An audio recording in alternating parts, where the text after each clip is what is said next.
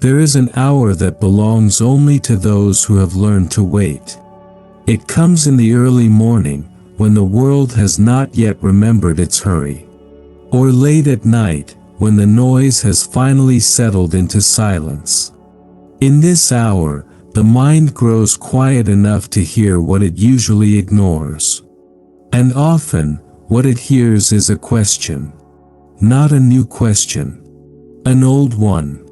One that has been waiting patiently, like a letter you have not yet opened. Why did things happen the way they did? Perhaps you know this question well. Perhaps it visits you when you least expect it, while washing dishes, while watching rain against the window, while lying awake in the space between midnight and dawn. It is not an angry question. Not anymore. The sharp edges have worn smooth with time. Now it is simply wondering. A gentle turning over of stones, looking for something underneath.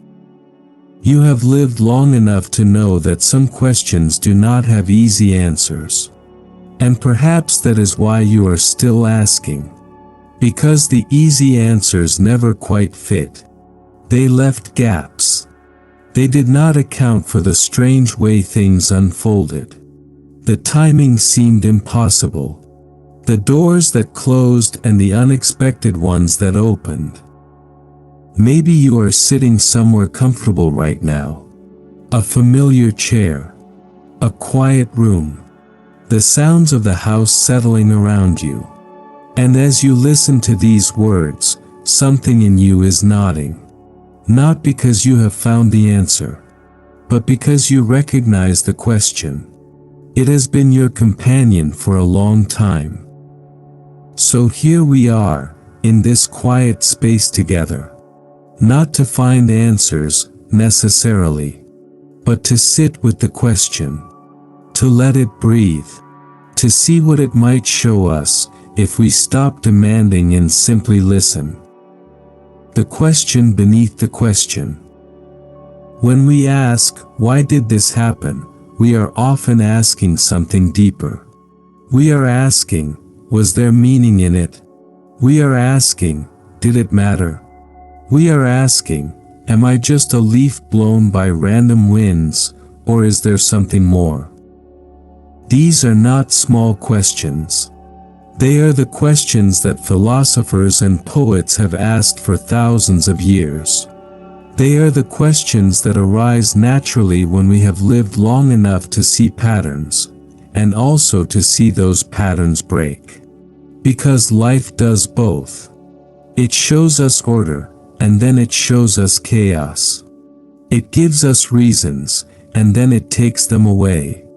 And we are left standing in the middle, trying to make sense of it all.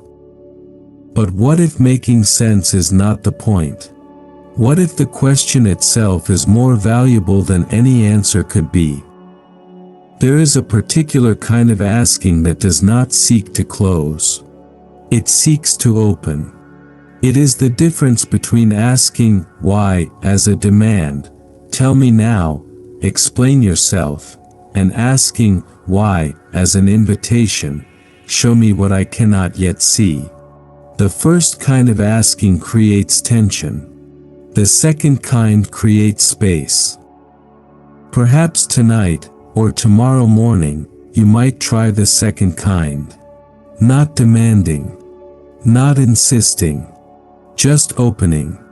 And seeing what arrives. The teacher in disguise. There is a story told in many cultures, in many forms. A traveler is walking through a forest when he encounters an old woman sitting by the path. She is dressed in rags. Her face is weathered. She holds out a hand and asks for help. The traveler is in a hurry. He has important things to do, places to be. But something makes him stop. He sits with the old woman. He shares his food. He listens to her stories. Hours pass. The traveler realizes he has missed his appointment, lost his schedule, and abandoned his plans. But as the sun sets, the old woman's form begins to change. She is not what she appeared to be. She is something else entirely, a teacher, a guide, a messenger. And the lesson she offers is simple. What you thought was an interruption was actually the destination. What you thought was a delay was actually the teaching. What you resisted was exactly what you needed. We have all met this old woman. She comes in different forms. An illness that stopped us in our tracks. A failure that closed one path and opened another. A loss that broke something we did not know needed breaking. At the time, these encounters felt like obstacles. Like mistakes. Like wrong turns on the map of our lives. But looking back, and only looking back, we begin to see differently. This is not about pretending that painful things are pleasant. The illness was real. The failure hurt. The loss left its mark. But the teaching was also real. Both things are true at once. And perhaps this is part of the mystery. That suffering and growth can exist in the same moment.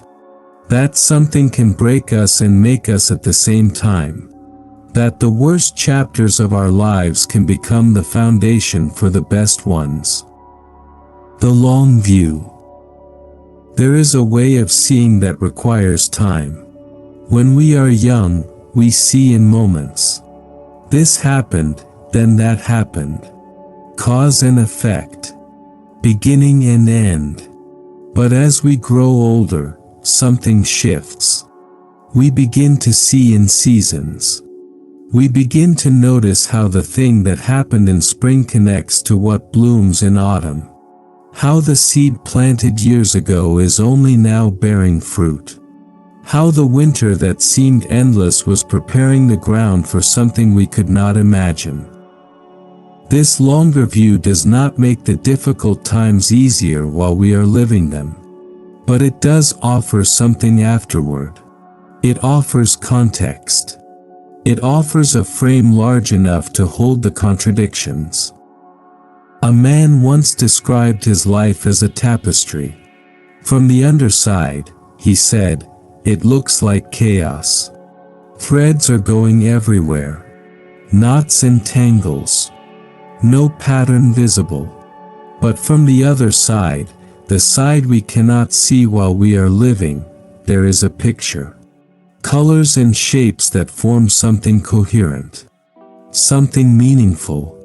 He said he had learned to trust that the other side existed, even when all he could see was the tangles. This is not blind faith. It is not denial. It is a particular kind of patience. A willingness to suspend judgment. To say, I do not understand yet, instead of, this makes no sense. Perhaps you have moments when you catch a glimpse of the other side. Moments when something clicks into place. When a connection appears that you could not have planned. When you realize that the thing you thought was a mistake was actually a step. These glimpses are gifts. They do not explain everything. But they suggest that there is more to see. The cracked pot. There is an old tale about a water bearer who carried 2 pots on a pole across his shoulders. One pot was perfect. It delivered its full portion of water every day. The other pot had a crack. By the time the water bearer reached home, half the water had leaked out. The perfect pot was proud of its accomplishment. The cracked pot was ashamed of its flaw. One day, the cracked pot spoke to the water bearer. I am sorry, it said. I am imperfect. I can only deliver half of what I should. You would be better off without me. The water bearer smiled. Have you noticed the flowers on your side of the path? He asked. I planted seeds there because I knew you would water them every day. Those flowers have brought beauty to everyone who walks this road. Your crack is not a flaw. It is a gift. The cracked pot had spent years seeing its wound as a failure. It had never considered that the wound might be the very thing that allowed it to give what the perfect pot could not. Perhaps you carry cracks. Perhaps you have spent time apologizing for them, hiding them, wishing they were not there. But the cracks are not the end of the story. They may be exactly where the light gets in. They may be exactly where your particular gift flows out. Your imperfections have watered flowers you may never see. Your struggles have created paths for others to follow. Your brokenness has made space for a kind of beauty that wholeness could never offer. If these words are offering you a moment of quiet reflection, you are warmly invited to subscribe to Buddha Coha, like this video, and share it with someone who might be carrying their own questions today. We are grateful to walk this path together. The rhythm beneath. There is an order to things that we did not create. We did not invent the cycle of seasons. We did not design the rhythm of tides. We did not decide that seeds would need darkness before they could reach for light. These patterns existed before us and will continue after us. They are not random. They are not accidental. They follow laws that we can observe but did not write. Perhaps our lives follow similar patterns. Not patterns we designed. Not patterns we control. But patterns nonetheless. The ancient teachers spoke of this. They called it by different names, Dharma, Tao, the Way. But they were all pointing to the same thing. There is a flow to existence. A current beneath the surface. A rhythm that carries all things. This does not mean everything that happens is good. It does not mean we should accept cruelty or injustice as meant to be. But it does suggest something. It suggests that we are part of something larger than our individual stories. That our lives are woven into a fabric we cannot fully see. That the thread of our experience connects to threads we will never know. And in that connection, there may be meaning. Not the kind of meaning we can put into words, but the kind of meaning we feel when we stand at the edge of the ocean. When we watch the stars emerge at night. When we hold a sleeping child or remember the face of someone we loved. The kind of meaning that does not explain anything but somehow makes everything bearable. The water and the stone. Water does not argue with stone. It does not demand that the stone move. It does not complain about the obstacle in its path. It simply flows around. Over time, a long time, the water shapes the stone. Not through force. Through persistence. Through patience. Through the simple act of being what it is. There is a teaching in this. We spend so much energy pushing against the stones in our lives. The circumstances that will not change. The people who will not see things our way. The past that cannot be undone. And the pushing exhausts us. It uses up the energy we could be using to flow. What if, instead of pushing, we simply moved around? What if we trusted that the flowing itself would do the shaping? What if the obstacles were not blocking our path but revealing our path? This is not passivity. Water is not passive. It is constantly moving, constantly adapting, constantly finding its way. But it does not waste itself on resistance. It saves its energy for the journey. And over time, a long time, the water becomes the canyon. The obstacle becomes the masterpiece. The resistance becomes the art. The weight of holding on. There was a young man who visited an old teacher. "I am suffering," the young man said. "I am holding on to so much. How do I let go?" The teacher picked up a cup of tea and began to pour it into the young man's hands. The tea was hot. The young man winced but held on. The teacher kept pouring. "It burns," the young man said. "Then let go," the teacher replied. "But I can't. I am holding it." "Exactly," the teacher said. "You are holding your suffering the same way. You think you cannot release it. But you are the one gripping it. When the pain becomes greater than your attachment to it, you will open your hands."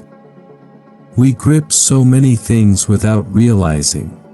Old hurts. Old stories. Old versions of ourselves that no longer fit. We hold them because they are familiar. Because we do not know who we would be without them. Because letting go feels like losing something, even when that something is causing pain. But the hands that grip cannot receive. And the heart that clings cannot open. Letting go is not forgetting. It is not pretending. It is not saying that what happened does not matter. It is simply releasing the grip.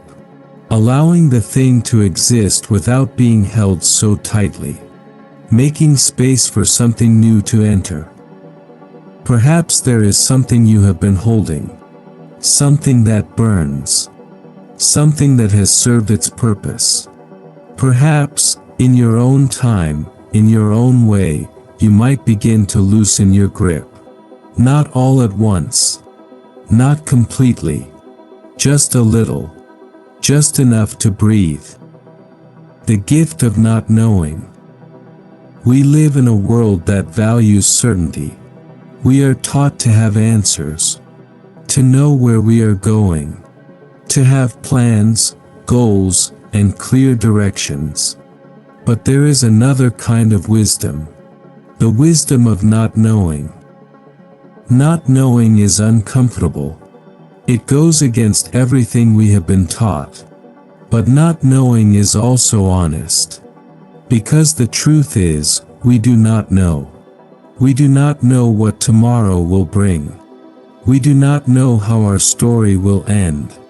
We do not know the full meaning of what has happened to us. And pretending otherwise takes enormous energy.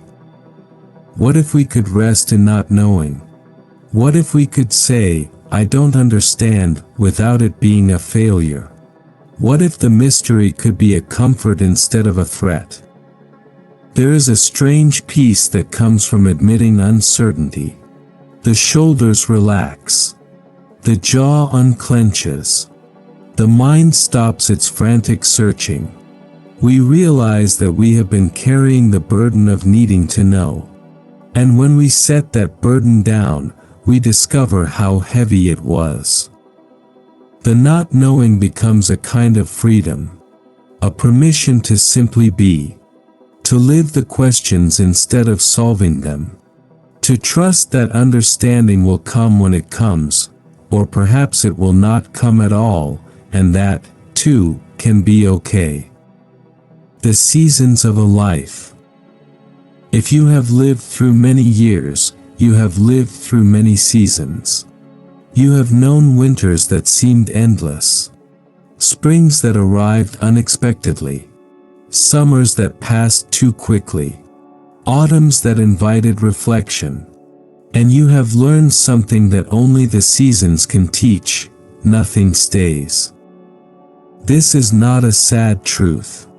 Or rather, it is only sad if we want things to stay. If we can release that wanting, even a little, the constant change becomes something else. It becomes movement. It becomes life. The tree does not grieve its falling leaves. It does not cling to its summer green. It simply moves through the seasons, trusting the cycle, knowing that what falls will feed what grows. We are not so different from trees. We, too, are seasonal beings. We, too, go through cycles of growth and release, fullness and emptiness, reaching and resting. And we, too, can learn to trust the rhythm.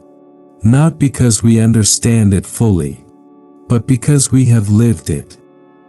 You have survived every winter so far. Every single one. And spring has always come, different each time, but always arriving. This is not a promise about the future, but it is an observation about the past. And sometimes, that is enough. The river that carries us. Imagine a river. It begins somewhere high in the mountains, as snow melts, as springs bubble up from rock. It does not know where it is going. It does not have a map, but it flows. Through valleys and canyons. Around obstacles and over stones. Sometimes fast, sometimes slow. Sometimes calm, sometimes churning. And eventually, it reaches the sea. Our lives are like this river. We do not choose our source. We do not control our course. We encounter obstacles we did not expect and passages we could not have imagined. But we flow. And the flowing itself is the journey. Not the destination. Not the arrival. But the flowing. The river does not ask why it must go around this particular rock. It does not complain about the narrowing of the canyon. It simply flows. And in the flowing, it becomes what it is meant to be. Perhaps you can feel this flow in your own life. The way things have carried you, even when you were not trying. The way doors have opened that you did not knock on. The way you have arrived at places you never planned to go. The river knows something we often forget. The destination is not separate from the journey. They are the same thing. What the elders know. In many cultures, elders are honored not for what they have achieved but for what they have lived through. They carry a kind of knowledge that cannot be taught. It can only be earned through experience. They know what it is to lose and continue. To fail and still try again. To break and still mend. If you are hearing these words, you are likely carrying this knowledge yourself. You may not think of yourself as an elder, but you have lived through things. You have survived things. You have learned things that no book could teach you. This is nothing. This is the wisdom of a life lived. And part of that wisdom is knowing that meaning often hides. It does not announce itself. It does not arrive on schedule. It reveals itself slowly, gradually, in the rearview mirror of years. What seemed meaningless at 20 has meaning at 50. What seemed like failure becomes a foundation. What seemed like a loss becomes space for something new. This is not a guarantee. It is an observation. And it is an invitation to trust what you have already learned. A pause for presence. Let us pause here for a moment. Not to conclude, but simply to breathe. Notice where you are right now. The weight of your body. The rhythm of your breath. The sounds around you, near and far. This moment is complete. It does not need anything added. It does not need you to be anywhere else or anyone else. It simply is. And you are here for it. This is not a small thing. This is, in fact, everything. Because this moment, right here, right now, is the only moment that actually exists. The past is memory. The future is imagination. But this breath is real. This heartbeat is real. This presence is real. Whatever questions you carry, they exist inside this moment. And this moment is capable of holding them. You do not need to solve them. You do not need to answer them. You can simply let them rest here, beside you, like sleeping children. The unexpected teacher. Sometimes the greatest teachings come from the strangest places. An illness that teaches us what truly matters. A failure that reveals our hidden strengths. A stranger who says exactly what we need to hear. We cannot predict these teachings. We cannot order them in advance. They arrive on their own schedule, in their own form. And often, they are disguised as something else. The thing you thought was in the way may actually be the way. The detour may be the destination. The interruption may be the invitation. This does not mean we should seek difficulty, but it means we can stop resisting it quite so hard. Because resistance often costs more than the thing itself. And acceptance, real acceptance, not resignation, often reveals what resistance was hiding. Coming home. There is a particular feeling that comes in the later years of life. A feeling of returning. Not to a place, necessarily, but to something more essential. A sense that the journey has been circling back all along. That the questions we started with are still the questions that matter. That the home we were seeking was inside us the whole time. This is not an ending. It is an arrival. And it is also a beginning. Because home is not a static place. It is a relationship. An ongoing conversation. A continuing discovery. We come home again and again. Each time, we find it a little different. Each time, we find ourselves a little different. And that is as it should be. Closing reflection. So here we are, at the edge of these words. The question you brought with you, why did things happen the way they did, remains. And that is okay. Perhaps the question is not meant to be answered. Perhaps it is meant to be lived. To be carried gently, like a smooth stone in your pocket. To be revisited from time to time, not to solve it, but to sit with it. To let it teach you what it has to teach. And perhaps, in the living, something will become clear.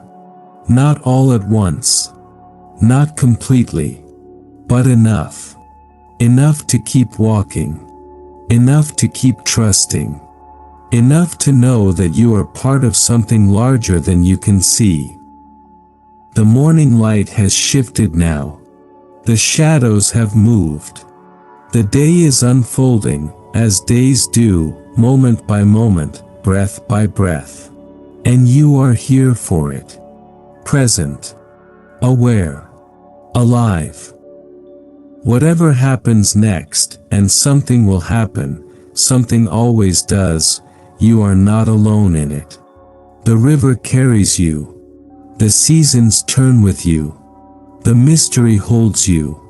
And somewhere, beneath the surface of things, there is a pattern. You may not see it clearly. You may not see it at all. But you can sense it. Like the pull of the tide. Like the turning of the earth. Like the quiet knowing that lives beneath all your questions. Everything happens for a reason. Not a reason you must understand. Not a reason you must accept. Just a reason. Woven into the fabric of things. Waiting to reveal itself. In its own time. In its own way. Thank you for being here. For listening. For bringing your questions and your presence to this quiet space. If these words offered you a moment of stillness, a breath of peace, or simply a sense that you are not alone in your wondering, you are warmly invited to subscribe to Buddha Coha and ring the notification bell to receive new reflections each week. We will continue this journey together. Slowly, gently, with patience and presence. Until next time, may you walk softly through your days. The questions remain. The mystery deepens. The river flows on. And you are exactly where you need to be. Not because everything is perfect, but because everything is unfolding. And you are part of the unfolding. Always have been. Always will be.